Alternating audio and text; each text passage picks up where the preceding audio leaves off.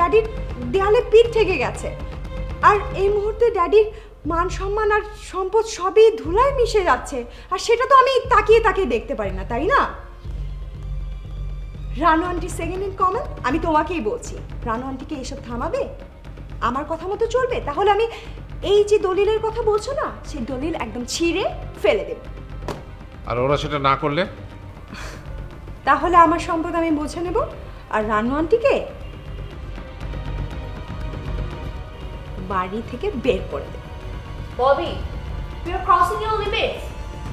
বাড়ি দখল করা এত সহজ না। সহজ নাকি কঠিন সেটা সময়ই বলে দেবে। সর্বনাশ, আবিরকে তো পথের ফকির বানিয়ে দিল। এখন কি হবে? দলিলে সাইন করলেই তো আর সব বেদখল হয়ে যায় না, দলিলটা একটু ভালো করে চেক করতে হবে। ববি নিশ্চয়ই কাঁচা কাজ করেনি, আইন কানুন সবকিছু বুঝেই কাজটা করেছে। দলিলটার একটা কপি দেখতে পারলে আমি বুঝতে পারতাম। আবির তো না পড়েই সাইন করছে। ও তো এখন প্রেমে অন্ধ, ও এটা করবে এটাই তো স্বাভাবিক। কিন্তু এখন হবেটা কি? আমার বাবা মা মরা সহজ সরল ছেলেটা।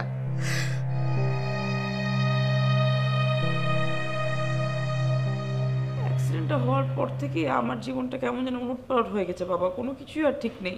জি বাবা, আর জলি ডক্টর বলেছে বার্ন কেসের রোগীরা রোদ বৃষ্টি সহ্য করতে পারে না, ও তো কিছু করতে পারবে না।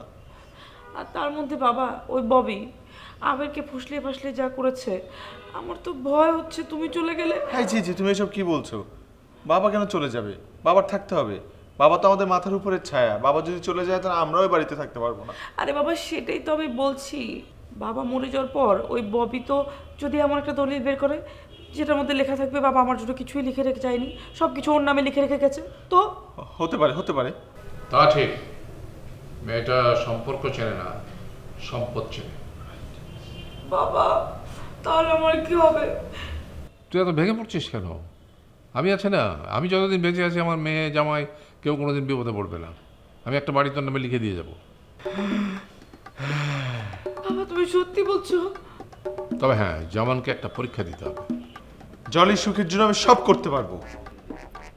আমি বাড়ি একটা লিখে দেব, কিন্তু তার বিনিময়ে তুমি কাজ করে মানে পরিশ্রম করে তোমার সেই পরিশ্রমের হালাল টাকায় আমাকে একটা পাঞ্জাবি গিফট করবে।